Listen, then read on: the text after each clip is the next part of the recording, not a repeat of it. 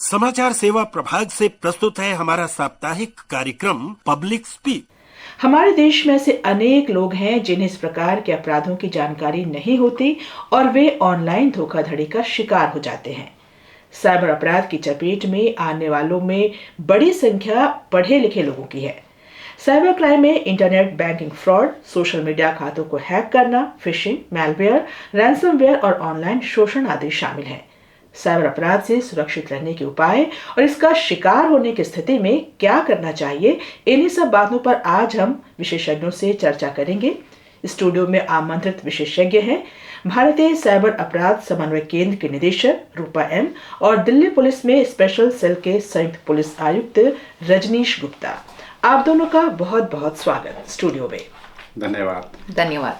श्रोताओं, आप भी हमारे विशेषज्ञों से साइबर अपराध से जुड़े सवाल पूछ सकते हैं। स्टूडियो की फोन लाइंस खुली हुई हैं। नंबर है 23314444 और 23421050।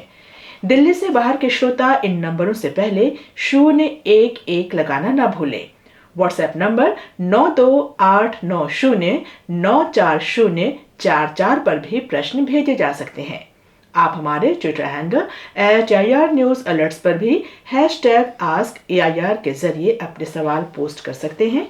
ये कार्यक्रम हमारे mobile app news on AIR और दूरदर्शन की DTH सेवा पर भी उपलब्ध है।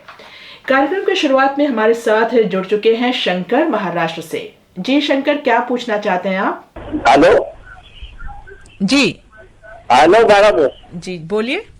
हाँ, मैं शंकर बोल रहा हूँ महाराष्ट्र से, परभनी से। जी तो मैं तो आपको और आकाशवाणी टीम को और जो आपके जो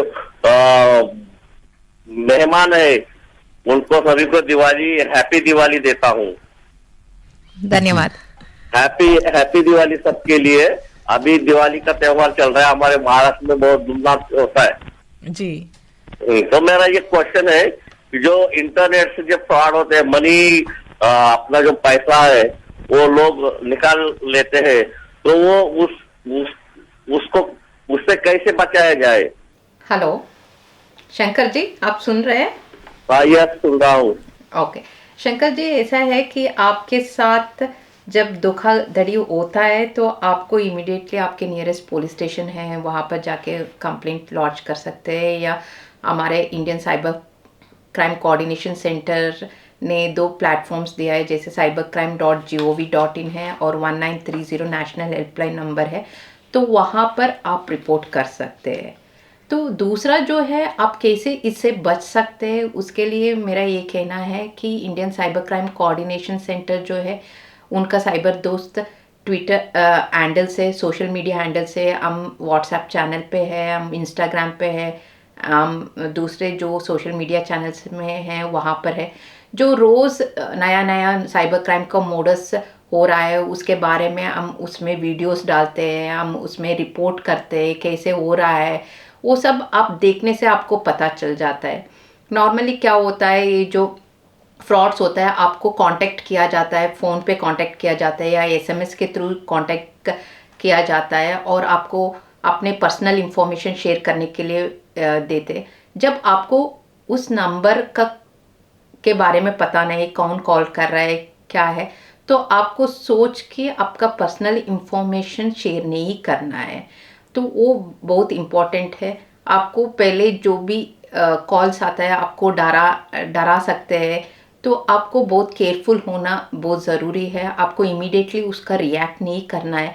जैसे अभी मन के बात में ऑनरेबल प्राइम मिनिस्टर ने कहा था कि आप रोको, सोचो और एक्शन ले लो। तो साइबर क्राइम में बहुत इम्पॉर्टेंट है, जब आपको कॉल आ रहा है, आपको पता नहीं है कौन कॉल कर रहा है, उसके बारे में आप कुछ नहीं जानते हो, आपको थोड़ा देर सोचना है उसके बारे में, उसके बाद आपको डिसीजन लेना है। इमीडिएटली वो कुछ कहेंगे तो आपको उसके ऊपर भरोसा नहीं करना है। हमारे दूसरे श्रोता हैं योगेश ठाकुर, हिमाचल प्रदेश से। योगेश जी नमस्कार जी, क्या कहना चाहते हैं आप? जी, कुछ महीने पहले इंटरनेट का इस्तेमाल करते वक्त मेरे साथ एक ऐसा इंसिडेंट हुआ जिसमें NCRB यानी नेशनल क्राइम रिकॉर्ड ब्यूरो के नाम से लैपटॉप पर एक पेज खुला और मुझे 35 से 36 हजार का फाइन पे करने के लिए बताया गया, और फाइन पे ना होने की दशा में 24 घंटे के अंदर अरेस्ट करने का थ्रेट भी मिला। लैपटॉप ही पूरा फ्रीज हो गया। उसमें कहा गया कि लैपटॉप तभी खुलेगा जब फाइन पूरा पे होगा। तो मैं आपसे जानना चाहूंगा क्या इस तरह से भी साइबर करने वाले इस तरह की एजेंसियों का नकली रूप लेकर फ्रॉड करते हैं? जैसे मेरे केस में एनसीआरबी की वेबसाइट से फ्रॉड किया गया। वैसे लग नहीं रहा था कि ये नकली वेबसाइट है। मैंने उसके बाद एनसीआरबी को भी ईमेल लिखा पर उनसे कोई जवाब नहीं आया। तो इस तरह के साइबर क्राइम और फ्रॉड्यूलेंट मैसेज से कैसे बचा जा सकता है, और ऐसे क्राइम की रिपोर्टिंग कैसे कर सकता था मैं? रजनीश जी। जी योगेश जी, सबसे पहले तो सावधानी की जैसे आवश्यकता है, और डिजिटल अरेस्ट के इसको बोलते हैं कि आदमी डिजिटल माध्यम से किसी तरह से आपको धमका के, या कोई भी एजेंसी इस तरह से नहीं करती है जो जायज़ है। तो बचने का सबसे जो पहला उपाय वो ये है कि आप इसको अपने सिस्टम के अंदर लीगल सॉफ्टवेयर्स और उसी की मदद से उसको अपने सिस्टम को बचा के रखें। एंटीवायरस हैं या और भी तरीके हैं। लेकिन जैसे ही आपके साथ ऐसा कोई धोखाधड़ी होती है तो 1930 का एक जो पोर्टल एक भी है, और 1930 की जो हेल्पलाइन है पूरे देश में, वो उस पर आप अपनी शिकायत दर्ज करा सकते हैं। और जो नेशनल जो वेबसाइट्स हैं उस पर भी अपनी कंप्लेंट्स को दर्ज कराकर ये इन्वेस्टिगेशन होता है। जहाँ तक लैपटॉप के अंदर ये जो सिस्टम की गड़बड़ी हो रही है उसमें सावधानी ये बरतें कि जो भी वेबसाइट आपकी जिसको आप एक्सेस कर रहे हैं उस पर अनजाने लिंक्स पर क्लिक ना करें। और भी ऐसी बहुत सारी जानकारियां हैं जो आप साइबर क्राइम पोर्टल के ऊपर, जो सरकारी एजेंसी है, उस पर आप ये ऑनलाइन वीडियोस अवेलेबल हैं, वो आप इनको देख सकते हैं और अपने आप को बचा सकते हैं। रजनीश जी, साइबर अपराध कितने तरह के हो सकते हैं? इसका दायरा तो विस्तृत होता जा रहा है, फिर भी कुछ के बारे में हम श्रोताओं को बताना चाहेंगे।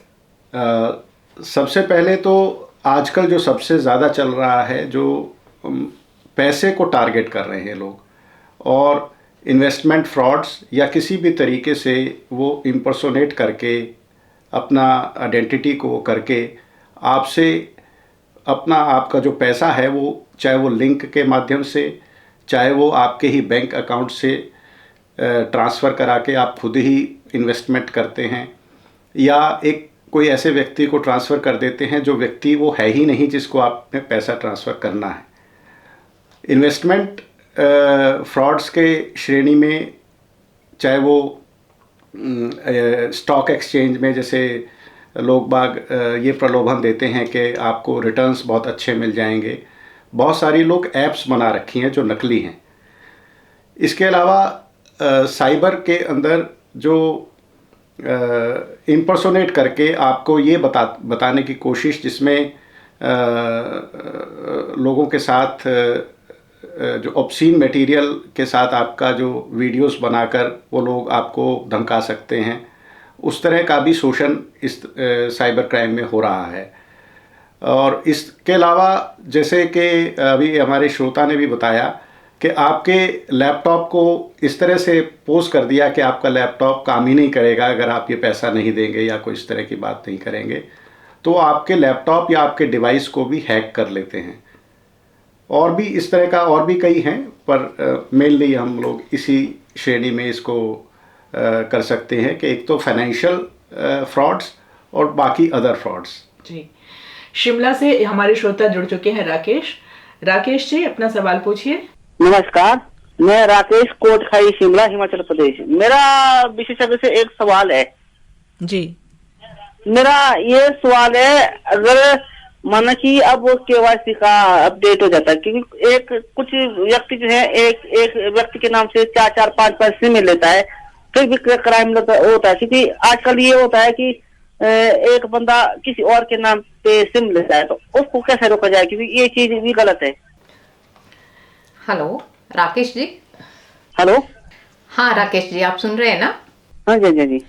आजकल हम जो देख रहे हैं, जो साइबर क्राइम हो रहा है वो टेलीकॉम इंफ्रास्ट्रक्चर और बैंकिंग इंफ्रास्ट्रक्चर को मिसयूज करके हो रहा है। जैसे आपने सही लिया, जो आपको कॉल्स आता है तो वो सब फर्जी नाम पे या किसी और के नाम पे सिम्स लेते हैं और उसको यूज़ करके वो लोग फ्रॉड कमिट करता है। जैसे केवाईसी को मिसयूज करते हैं, दूसरे डॉक्यूमेंट्स के नाम पे, शेल कंपनीज के नाम पे सिम्स खरीदा जाता है एंड वही सिम्स को धोखाधड़ी करने में उपयोग करते हैं। तो इसके ऊपर डिपार्टमेंट ऑफ टेलीकॉम और I4C एक्शन ले रहे हैं। जो कंप्लेंट्स में जो सस्पेक्ट नंबर्स रिपोर्ट हो रहे हैं, हम रोज़ाना उसको ब्लॉक कर रहे हैं। IMEI नंबर्स जो डिवाइसेस है वो हम कंटिन्यूसली ब्लॉक कर रहे हैं। आपको ऐसे कोई सिम से नंबर से कॉल आता है तो आप हमारे जो cybercrime.gov.in है उसमें सस्पेक्ट रिपोर्ट करके एक टैब है, वहाँ पर जाके आप इस सस्पिशियस नंबर्स को रिपोर्ट कर सकते हैं। वैसे ही DOT के प्लेटफॉर्म में जाके ये सब नंबर्स जो मिसयूज़ हो रहा है उसके बारे में भी आप रिपोर्ट कर सकते हैं। गुरुग्राम से सुभाष कुछ पूछना चाहते हैं। जी सुभाष जी। नमस्ते मैम। नमस्ते जी, आमंत्रित विशेषज्ञ सर को भी नमस्ते करता हूँ। जी नमस्कार। जी सर मैं ये पूछना चाहता था कि क्या हमारे देश की जो टेलीकॉम कंपनियां हैं अपने उपभोक्ता का नंबर इतनी आसानी से जो अन्य लोगों के पास पहुंचाते हैं वो किस प्रकार से पहुंचते हैं? क्या उनकी रिस्पॉन्सिबिलिटी नहीं है सर कि अपने उपभोक्ता का नंबर किसी भी सिचुएशन में जो है अन्य लोगों के पास ना पहुंचे और ये फ्रॉड से बचा जाए? और सर ये फ्रॉड से बचने के लिए फिर आम नागरिक का और कौन सा उपाय करे, उसके लिए मुझे थोड़ा विस्तार से बताइएगा सर। धन्यवाद। सुभाष जी, सबसे पहले तो मैं बताना चाहूँगा कि लगातार टेक्नोलॉजी की जैसे जैसे टेक्नोलॉजी नई आ रही है वैसे वैसे डिपार्टमेंट ऑफ टेलीकॉम भी नए स्टेप्स उठा रहा है। लेकिन बहुत सारे सोशल मीडिया के ज़रिए ऐसा हमने देखने में आया है। यहाँ मैं थोड़ा सा डेविएट कर रहा हूँ कि बहुत सारे लोग टेलीग्राम पर जैसे फॉर एग्ज़ाम्पल ऐसे रिक्वेस्ट करते हैं कि मुझे 100 कुछ अकाउंट्स चाहिए और मैं हर अकाउंट के आपको कुछ पैसे दूंगा। तो बहुत सारे व्यक्ति अपना अकाउंट जिसका यूज़र ID और पासवर्ड कुछ पैसे के एवज में उस व्यक्ति को पास ऑन कर देते हैं। ठीक वैसे ही जो क्राइम के वर्ल्ड में जो बहुत सारे लोग नए हैं वो दूसरे लोगों का डाटा जैसे KYC के जो बाकी चीज़ों को चुरा कर ऐसा पोज करते हैं कि वो जेन्युइन व्यक्ति है और टेलीकॉम कंपनी को नए तरीक़ों से एप्लीकेशन देकर वो सिम्स हासिल कर लेता है। जैसा कि हमने पहले बताया कि cybercrime.gov.in ये जो पोर्टल है, इस पर आप किसी भी ऐसे सिम नंबर का जिसमें आपको अटेम्प्ट भी हुआ है, किसी ने आपको चाहे आपके पास से पैसा नहीं गया पर फिर भी उसने साइबर क्राइम या आपसे किसी बातों में उलझा के पैसा लेने की कोशिश की है, ऐसे नंबर्स को आप उस पे जाके रिपोर्ट कर सकते हैं, जो DOT को मदद करता है कि वो ऐसे नंबर्स को और ऐसे नंबर्स जिस मोबाइल फ़ोन से चल रहे थे, IMEI नंबर जिसे बोलते हैं डिवाइस का, उन नंबर्स को डिवाइसेस को ब्लॉक कर सकता है, जिससे अपराध को रोकने में पूरे देश में सभी लोगों को मदद मिलती है। इसमें एक मैं ऐड करना चाहती हूँ, सभी सिटीजन्स का रिस्पॉन्सिबिलिटी भी होता है कि अपना खुद का जो डॉक्यूमेंट्स है, KYC डॉक्यूमेंट्स है, उसको किसी ऐसे फर्जी सिम खरीदने में उन सब में नहीं देना चाहिए। काफ़ी सारे लोग हमने देखा है पैसे के लिए, कमीशन के लिए अपना डॉक्यूमेंट शेयर करते हैं, उसी को यूज़ करके साइबर फ्रॉडस्टर्स सिम्स लेते हैं, अकाउंट्स, बैंक अकाउंट्स खोलते हैं। तो सभी नागरिक का सोशल रिस्पॉन्सिबिलिटी है कि अपना खुद का डॉक्यूमेंट सेफ रखना और उसको दूसरों को बेचना नहीं है सिम खरीदने के लिए और अकाउंट्स ओपन करने के लिए, बैंक अकाउंट्स ओपन करने के लिए। हमारे अन्य श्रोता हैं फोन पर, राजू सिंह कुल्लू हिमाचल प्रदेश से। नमस्कार। नमस्कार राजू जी। मैम मेरा प्रश्न ये है जी कि मान लीजिए कि मेरा बैंक से पैसा ट्रांसफर हो गया, कि मैम हमें टेक्नोलॉजी बनाए कि मेरा खाते में, जिस खाते में मेरा पैसा ट्रांसफर हो गया है, कि वो खाता तुरंत हो जाए, ब्लॉक हो जाए, तो इससे उसका पैसा भी बचे तो नुकसान कम होगा।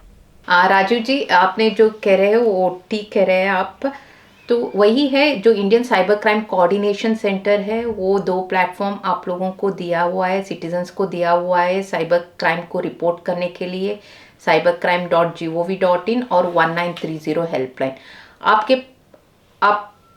आपके साथ धोखाधड़ी हुआ है तो इमीडिएटली आप 1930 पे कॉल कर लीजिए। आपका जो ट्रांजैक्शंस है उसका डिटेल्स आप 1930 को दे देंगे, तो उसके बाद इमीडिएटली बैकएंड में आपको आपके जिस अकाउंट से पैसे गया है, जिस अकाउंट पे पैसे गए हैं उसको, और फाइनेंशियल चैनल में आपका पैसा है कि नहीं उसको भी चेक करने के लिए I4C ने मैकेनिज्म डाला हुआ है, सिस्टम सेटअप किया है, प्रोसेस सेटअप किया है। इसीलिए जब भी आप रियलाइज़ करते हैं इमीडिएटली जब आपके साथ फ्रॉड होता है, आप इमीडिएटली 1930 हेल्पलाइन में आप रिपोर्ट कर लीजिए। जब 1930 हेल्पलाइन में रिपोर्ट करने के टाइम पे एक इम्पॉर्टेंट विषय है कि आप अपने सारे डिटेल्स जो है, ट्रांजैक्शन डिटेल्स, आप उसको अपने पास रख लीजिए, सो दैट आप रिपोर्ट जो कॉल टेकर है ऑपरेटर को आप बता सकते हैं कि इस ट्रांजैक्शन के थ्रू इस अकाउंट से इस अकाउंट में आपने पैसे डाला है, सो दैट हमको इमीडिएटली उसके ऊपर एक्शन ले सकते हैं। दिल्ली से धर्मवीर हैं हमारे साथ अब। नमस्कार जी, मैं धर्मवीर गांधी दिल्ली से बोल रहा हूँ। जी नमस्कार। हमारे एक्सपर्ट को नमस्कार। मैं ये पूछना चाहता हूँ कि अगर कोई क्राइम हो जाता है साइबर का, तो कितनी देर हमें लगेगी अब तक मैसेज पहुंचाने में, कंप्लेंट करने में, और इसमें क्या दिल्ली पुलिस की 100 नंबर जो नंबर होता है हेल्पलाइन का, उसमें भी अगर करते हैं तो हमारी कॉल ट्रांसफर हो जाएगी? और एक दूसरा सवाल साथ में ये भी मैं पूछूंगा कि अगर हम आजकल काफी बच्चों को एडमिशन होते हैं और उनके पेरेंट्स के आधार कार्ड वगैरह जमा होते हैं, हम क्या सावधानी बरते हैं कि जो हमारा आधार कार्ड जा रहा है ठीक जगह पे हमारा जा रहा है? बैंक वाले भी मांगते रहते हैं, कई जगह हमें देना पड़ता है, तो ऐसा हम क्या करें? आधार कार्ड की फोटोकॉपी में हम क्या लिखें, क्या ना लिखें, ऐसी जानकारी जरूर अवश्य दें। धन्यवाद। जी धर्मवीर जी, सबसे पहले 1930 की जो हेल्पलाइन है उस पर आप कॉल करिए। चूँकि जो 100 या 112 जो लाइन है उससे कॉल ट्रांसफ़र कई बार नहीं होती है, तो 1930 ये नेशनल हेल्पलाइन है जो दिल्ली में भी काम करती है। और दिल्ली में चाहे आप मोबाइल से चाहे किसी लैंडलाइन से नंबर जब डायल करते हैं और इस पर रिस्पांस आपको मिलता है, और ये राउंड द क्लॉक काम करती है, किसी भी समय आप करते हैं। और ये मैं रिट्रेट करना चाहूँगा कि उसमें पैसा तुरंत ब्लॉक होता है। जो भी ट्रांजैक्शन आपसे गलती से या चोरी से या किसी ने फ्रॉड करके आपका ले लिया है, तो 1930 फाइनेंशियल फ्रॉड के लिए सबसे त्वरित कार्रवाई करने का सरकारी माध्यम है, पहली बात। दूसरी बात आपने जो पूछी है कि आधार कार्ड या आपके KYC के डॉक्यूमेंट्स जहां भी आप सबमिट करते हैं उसकी फ़ोटोकॉपी पे जब आप सेल्फ अटेस्ट करें तो उसका पर्पस भी लिखें। मान लीजिए स्कूल में दे रहे हैं तो आप लिखिए for the purpose of admission of my child into this school self attested, और साइन करिए। थोड़ा लंबा लगेगा पर इसको लिखने से वो आधार कार्ड अगर स्कूल से कहीं फ़ोटोकॉपी होके जाता भी है तो मिसयूज़ होने के उसके जो चांसेस हैं उसमें उसे मेहनत करनी पड़ेगी, उसे मिटाना पड़ेगा या उसे कुछ आर्टिफिशियल इंटेलिजेंस करनी पड़ेगी जो मुश्किल होती है, उस पर शक का दायरा भी बढ़ता है। मेरे ख्याल से आपका सवाल का जवाब होगा। जी, एक उन्होंने कहा था कि 100 नंबर पर क्या कॉल करके ऐसी धोखाधड़ी की शिकायत अगर हम करें तो ट्रांसफ़र हो जाए कि 1930 पर? उतनी सुविधा नहीं है। मैं यही इंसिस्ट करूंगा कि 1930 पर ही करें और ये नंबर अपने लोगों को भी बताएं और याद रखें। जी, अगला सवाल है रवि जवालिया का हरिद्वार से। जी मैम। जी, सवाल पूछिए अपना। हाँ जी, मैं रवि जवालिया हूँ गढ़वीरपुर से जी, हरिद्वार। जी, मेरा सवाल ये है कि डिजिटल अरेस्टिंग क्या होता है?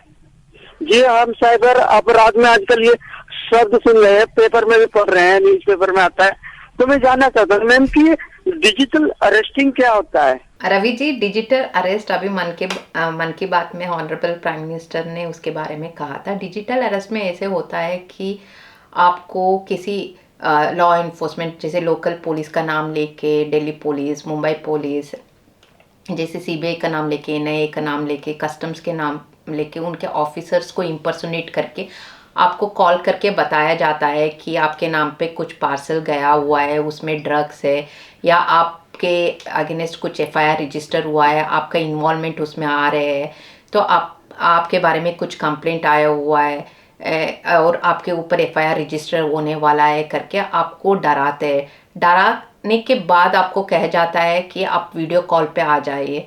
वीडियो कॉल पे आप जब बात करना शुरू करेंगे उनके साथ, तो साइबर क्रिमिनल्स आपको कहते हैं कि आप अभी अरेस्टेड हो, डिजिटली अरेस्टेड हो, आप यहाँ से कहीं हिलना नहीं है, आपको कहीं नहीं जाना है हमारा परमिशन के बिना। आपको उसी में इंट्रोगेट करते हैं आपको और क्वेश्चंस पूछा जाता है। उसका बेसिक उद्देश्य है आपसे मनी लेना, आपके साथ फ्रॉड कमिट करना, एक्सटॉर्ट मनी एक्सटॉर्ट करना ही उनका उद्देश्य है। आपको डरा देते हैं, तो आपको जब पता होता है कि आपने कुछ नहीं किया है, जो वो लोग कह रहे हैं वो झूठ है, आपको उनके बातों में नहीं आना चाहिए। आपको थोड़ा सा सोच के समझ के काम लेना चाहिए। तो आप इमीडिएटली किसी अपने रिलेटिव्स के साथ बात कर सकते हो। वो लोग कहते हैं कि आप किसी से बात नहीं करना है, आपके फ्रेंड्स से बात नहीं करना है, आपके रिलेटिव्स से बात नहीं करना है, आपको किसी को कुछ नहीं कहना है करके, बट उनके बातों में नहीं आना है आपको। आप इमीडिएटली किसी के रिलेटिव के साथ बात कर सकते हैं, दोस्तों के साथ बात कर सकते हैं, आपके साथ क्या हो रहा है वो कह के आप सजेशंस ले सकते हैं। जब आप कोई अपराध नहीं किया है जैसे वो लोग कह रहे हैं, तो उसको ट्रस्ट नहीं करना है। आप खुद कॉल कट कर सकते हैं, उसको अटेंड करने का ज़रूरत भी नहीं है आपको, वो लोग आपको फिर कॉल नहीं करेंगे। आप इमीडिएटली जाके लोकल थाना में रिपोर्ट भी कर सकते हैं। तो एक इम्पॉर्टेंट थिंग है डिजिटल अरेस्ट में, आपको डरना नहीं है। दूसरा, हमारे लॉ में डिजिटल अरेस्ट का कॉन्सेप्ट ही नहीं है कहीं भी। लोगों को ऐसे भरोसा दिया जाता है। सबको मेरा यही कहना है कि इंडियन लॉ में डिजिटल अरेस्ट का नाम ही कहीं नहीं है, उसका कोई प्रोविजन नहीं है। इसीलिए डिजिटल अरेस्ट के नाम पे कोई भी आपको डरा रहा है वो झूठ है, वो फ्रॉड कमिट करने के लिए कर रहा है, और आपको उसको ट्रस्ट नहीं करना है, बिलीव नहीं करना है, अपना पैसे गंवाना नहीं है। जयपुर से प्रमोद है हमारे साथ। जी प्रमोद जी। जी नमस्कार, मैं जयपुर से। मेरा एक निवेदन था, सुझाव था कि आपके माध्यम से कि अगर जैसे पल्स पोलियो अभियान चलता है, same day at a time decentralize करे स्कूल और कॉलेज में, इसी तरह से जो अवेयरनेस है, जैसे डर बैठाया जाता है इन क्राइम लोगों से के द्वारा, तो वो चीज दूर हो, उस तरीके से उनके फिर घर जाके वो पेरेंट्स को भी समझाएं। तो इस तरह से एक महीने में एक बार जैसा भी है कि वो एक अभियान चले, कैंपेन चले पूरा। दूसरा क्वेश्चन ये था कि एक कॉल के लिए एक सिम यूज करते हैं और उसको उसी समय डिस्ट्रॉय कर देते हैं, फिर उसको कैसे हम मतलब कैसे सरकार द्वारा या कैसे एजेंसी द्वारा कैसे पकड़ा जा सकता है या किस तरह से होता है, प्लीज। हाँ, आपका सुझाव अनुकरणीय है और हम लोग इसको बिल्कुल फॉलो करेंगे, कुछ हद तक करते भी हैं, और बिल्कुल स्कूल्स के ज़रिए और सोसाइटी के ज़रिए हम इस चीज़ को ज़्यादा से ज़्यादा लोगों तक पहुंचाएंगे। दूसरा सवाल जो आपका सिम का था, तो मैं आपको ये आश्वासन दिलाना चाहता हूं कि चाहे अपराधी कितना भी चालाक क्यों ना हो, अगर वो सिम डिस्ट्रॉय भी कर देता है तो पुलिस या इन्वेस्टिगेटिंग एजेंसी सक्षम है उस अपराधी तक पहुंचने के लिए, चूँकि जिस डिवाइस से उसने उस सिम का इस्तेमाल किया है हम उसकी भी लोकेशन को जानने में सक्षम हैं, और भी बहुत तरीके हैं जिससे हम लोग उस अपराधी तक पहुंच सकते हैं और उसको जो कानूनी प्रक्रिया है उसके खिलाफ कर सकते हैं। प्रमोद जी, मुझे यहाँ पर ऐड करना है कि आपको जो सुझाव था वो बहुत अच्छा था। इस मामले में जो I4C काम कर रहा है, मैं वो बताना चाहती हूँ आपको। I4C में जो है हमारा पूरा एक वर्टिकल है जो अवेयरनेस रिलेटेड ही काम करता है। हमने काफ़ी सारे NSS स्टूडेंट्स, NCC स्टूडेंट्स को अवेयरनेस स्प्रेड किया है। स्कूल में जाके अवेयरनेस स्प्रेड करते हैं। हर महीने पहला बुधवार जो होता है वो साइबर जागरूकता दिवस हम सेलिब्रेट करते हैं। स्कूल्स में जाके जागरूकता देते हैं साइबर फ्रॉड्स के रिलेटेड। और साइबर वॉलंटियर्स का भी एक कॉन्सेप्ट है I4C में, जो भी सिटीजन से अपने खुद आके वॉलंटियर बन सकते हैं, तो आप जागरूकता दे सकते हैं। स्कूल में मैं सिटीजन से अनुरोध करती हूँ कि आप साइबर वॉलंटियर बन के हमारे पोर्टल पे रजिस्टर करें और आप भी I4C को अवेयरनेस जागरूकता देने में मदद करें। मुंबई से अमजद अहमद हमारे साथ हैं अभी। जी अमजद जी, क्या पूछना चाहते हैं आप? नमस्ते, मैं अमजद अहमद फीतवाला मुंबई से। जी पहले तो धन्यवाद करूंगा आप सभी का जो इतना अच्छा टॉपिक आप लोगों ने आज सिलेक्ट किया। मैं पूछना चाहूंगा कि कई बार हमें ये कहा जाता है कि मोबाइल नंबर के लिए आप लोग सिम कार्ड जो है वो किसी दूसरों के नाम पर ही ले लीजिए। कई बार ऐसा होता है कि जनरल जो फिंगर या फिर आई बॉल्स होते हैं वो कई बार सिस्टम में डिटेक्ट नहीं करते और ये स्मार्ट जो होता है वो ऑपरेटर्स की। और ऐसे में जो जनरली जो ब्लाइंड पर्सन है वो इसमें काफी ज्यादा इफेक्ट होते हैं और उन्हें दूसरों के नाम पर सिम कार्ड परचेज करने पड़ते हैं in during mobile number portability. ऐसे में क्या डिपार्टमेंट ऑफ टेलीकॉम कोई पॉलिसी पर काम कर रहा है ताकि ऑपरेटर्स को इसके बारे में कोई सहायता की जा सके? धन्यवाद। अमजद जी, इसमें मैं यही कहना चाहूँगा कि कोई भी जो प्रोसीजर है, अगर वो वेंडर या कोई भी व्यक्ति उसको डेविएट करने के लिए कहता है तो वो गलत करता है और अपने बिजनेस को बढ़ाने के लिए आपको जो प्रलोभन देता है वो गलत करता है। प्रक्रिया जो KYC की है सरल है और सभी को मानने योग्य है, मैं ऐसा मानता हूँ। और आप भी सभी लोगों को यही बताइए हमारे इसके माध्यम से कि जो आपको पता चला है कि कोई भी व्यक्ति जो इस तरह का आपको गलत तरीके से आपको गुमराह करता है और गलत जानकारी और KYC के बिना आपको DOT का वो दिखा कर कि प्रोसीजर नहीं है, वो गलत कर रहा है। धन्यवाद। साइबर हाइजीन के बारे में आप रूपा जी ज़रा बताइए श्रोताओं को। जैसे हमारा फिजिकल हाइजीन हम मेंटेन करते हैं, साइबर हाइजीन भी बहुत ज़रूरी है कि हम जब इंटरनेट के ऊपर काम कर रहे हैं, सोशल मीडिया यूज़ कर रहे हैं, हमको कुछ मामलों में जानकारी रखना पड़ेगा। जो आप अपना पासवर्ड्स जो है वो स्ट्रॉन्ग रखना है, वो किसी के साथ शेयर नहीं करना है। आपको काफ़ी सारे चीज़ है जो आपको करना है। अब समय हो रहा है कार्यक्रम को समाप्त करने का। आप दोनों का स्टूडियो में आने के लिए बहुत बहुत धन्यवाद। इसके साथ ही कनकलता को आज का कार्यक्रम समाप्त करने की अनुमति दीजिए। नमस्कार।